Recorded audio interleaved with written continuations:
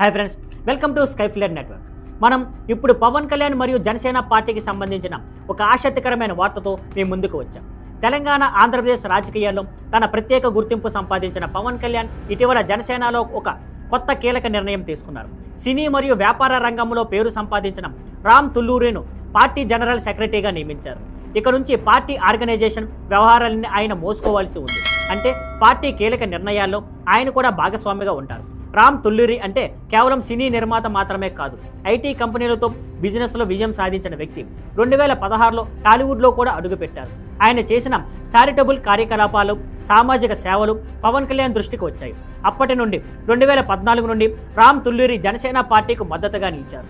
కేవలం సినిమా లేదా ఫ్రెండ్షిప్ వల్ల కాదు, నిజమైన విశ్వాసంతో. రాజకీయ దిశలో ఆయన పవన్ కళ్యాణ్కు తోడుగా ఉన్నారు.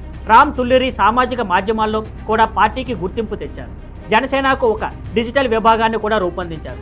తెలంగాణలో పార్టీ అభివృద్ధికి ఆయన నిరంతరం కృషి చేశారు.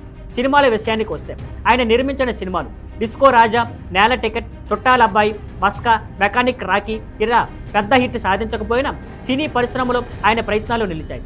ఇంకా కొన్ని సంవత్సరాల క్రితం పవన్ కళ్యాణ్తో సినిమా చేయాలని ప్రకటించినా ఆ ప్రాజెక్టు ముందుకు రాలేదు. కానీ ఇంతటి సెట్ బ్యాక్స్ ఉన్న పవన్ కళ్యాణ్ రాజకీయ ఆలోచనలపై అన్వేరింగ్ సపోర్టింగ్ ఆయన డెడికేషన్ను పరిగణలోకి తీసుకొని ఇప్పుడు రామ్ తుల్లూరికి జనసేనలో పెద్ద బాధ్యత ఇచ్చారు.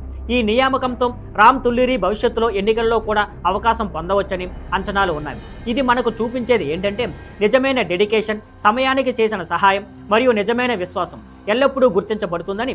మరిన్ని పొలిటికల్ అప్డేట్స్, సినిమా, రాజకీయ వార్తల కోసం మా ఛానల్ని ఫాలో అవ్వండి. See you on Skyflare Networks. Thank you for watching. Please like, share and subscribe.